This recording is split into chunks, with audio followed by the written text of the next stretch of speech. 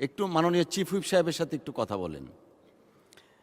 তারকা চিহ্নিত প্রশ্ন 2, 3, 4, 7 মাননীয় সদস্য জনাব আনিসুর রহমান, মাদারীপুর 3, আপনি উত্থাপন করুন। ধন্যবাদ আপনাকে। মাননীয় স্পিকার, আপনাকে ধন্যবাদ। আমি আনিসুর রহমান, মাদারীপুর 3। নৌ পরিবহন মন্ত্রী মহোদয়, অনুগ্রহ করিয়া বলিবেন কি আমার নির্বাচনী এলাকা মাদারীপুর 3-এর মাদারীপুর সহ দক্ষিণ অঞ্চলের নৌ যোগাযোগ ব্যবস্থার উন্নয়নে নতুন কোনো পরিকল্পনা আছে কি? থাকিলে তাহা কি? ধন্যবাদ মাননীয় সদস্য। মাননীয় সদস্য, তারকা চিহ্নিত প্রশ্ন 2, 3, 4, 7 সংসদে উত্থাপিত হলো মাননীয় নৌ পরিবহন মন্ত্রী শেখ রবিউল আলম। ধন্যবাদ আপনাকে। মাননীয় স্পিকার, আপনাকে ধন্যবাদ। দেশের দক্ষিণ অঞ্চলে বর্তমান আধুনিক মানের লঞ্চ চলাচল করে।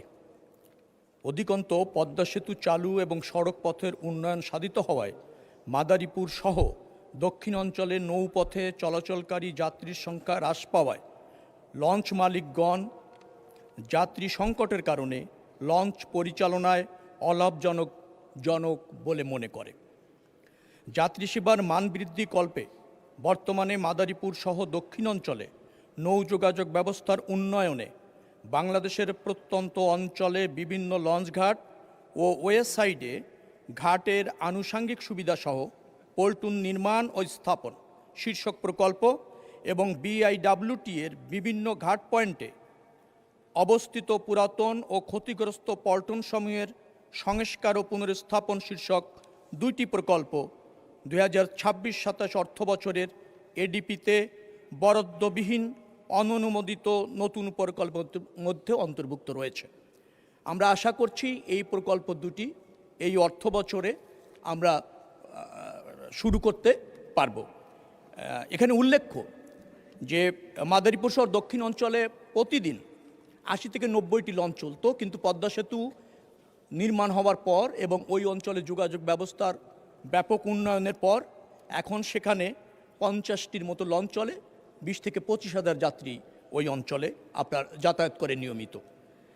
মাদারীপুরে 8টি ঘাট ছিল, সেই 8টির মধ্যে একটা তো এখন আর লঞ্চ থামছে না, কারণ যাত্রী সংখ্যা অনেক কম। দ্বিতীয়ত, ওখানে আমাদের পর্যটনবাহী ও 12টি জাহাজ অনুমোদিত ছিল, মাত্র একটি চলছে, সেটাও যাত্রী সংকটে এখন আছে।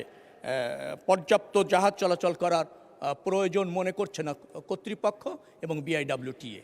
এই উন্নতি সাধন এই সরকারের প্রকল্প দুটি নিয়েছে। এটি হলে আমার মনে হয় যে এই নৌ পরিবহন সেক্টরের দক্ষিণ অঞ্চলে একটা ব্যাপক উন্নয়ন নিশ্চিত হবে। ধন্যবাদ মাননীয় স্পিকার। মাননীয় মন্ত্রী, আপনাকেও ধন্যবাদ। মাননীয় সদস্য জনাব আনিসুর রহমান, সম্পূরক প্রশ্ন থাকলে একটা করতে পারেন। Thank you. মাননীয় স্পিকার, আপনাকে ধন্যবাদ। আমার নির্বাচনী এলাকা মাদারীপুর 3-এর বাঁশগাড়ি ইউনিয়ন, কয়রা ইউনিয়ন, সাহেবরামপুর ইউনিয়ন এবং এনায়েতনগর ইউনিয়নে প্রায় লক্ষাধিক লোকের বসবাস। এই ইউনিয়নের ওখানে যারা বসবাস করেন তারা সকলেই একসময় লঞ্চে যাতায়াত করত।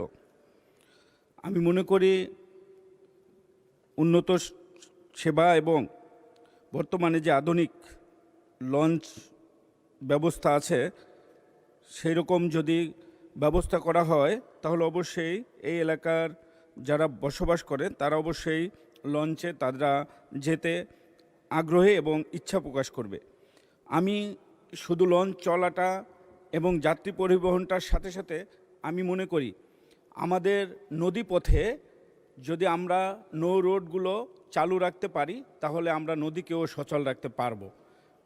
একটি টাকা হলে, বাজেট থাকলে একটি পদ্মা সেতু করা যাবে, কিন্তু যদি নদী হারিয়ে ফেলি আমরা, মাননীয় সদস্য, নদী পাওয়া যাবে না।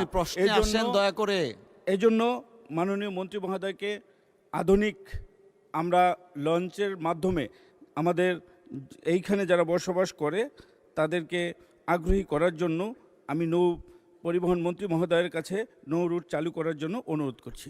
ধন্যবাদ। ধন্যবাদ মাননীয় সদস্য। মাননীয় মন্ত্রী, এটা অনুরোধ, প্রশ্ন না কিন্তু।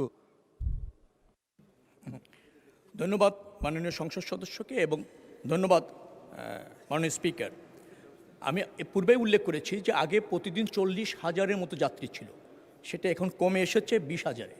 এবং আমাদের দক্ষিণ অঞ্চলের নৌ যোগাযোগ, বিশেষ করে লঞ্চ ব্যবস্থাপনা যেটা ছিল, খুবই মানসম্মত এবং উন্নত সেবা নিশ্চিত করেছিল বেসরকারি খাতে। তারাও এখন অলাভজনক অবস্থায় পড়েছে, মানে তারাও সংকটে আছে যাত্রী সংকটের কারণে। তো এই মুহূর্তে বিআইডব্লিউটি এর যে সমস্ত সার্ভিসটা আছে, সেটা 2টি প্রকল্প আমরা হাতে নিয়েছি। আশা করছি এই অর্থবছরে বাস্তবায়ন হলে মাননীয় সংসদ সদস্য যে প্রত্যাশা রাখছেন যে যাত্রী কম হোক কিন্তু সেবাটা মানসম্মত থাকুক, মানুষ যাতে ওই সুযোগটা পায় যে কোনো মুহূর্তে, সেটা এই প্রকল্প বাস্তবায়নের মধ্যে নিশ্চিত হবে বলে আমি মনে করছি। ধন্যবাদ মাননীয় স্পিকার। ধন্যবাদ মাননীয় মন্ত্রী। আমরা একটা সম্পূরক প্রশ্ন নিচ্ছি। বাগেরহাট 4 আসন থেকে নির্বাচিত মাননীয় সদস্য জনাব মোহাম্মদ আব্দুল আলিম, দয়া করে স্পেসিফিক কোশ্চেন করবেন, তাহলে অন্য আরেকজন সুযোগ পাবে, প্লিজ। Thank you.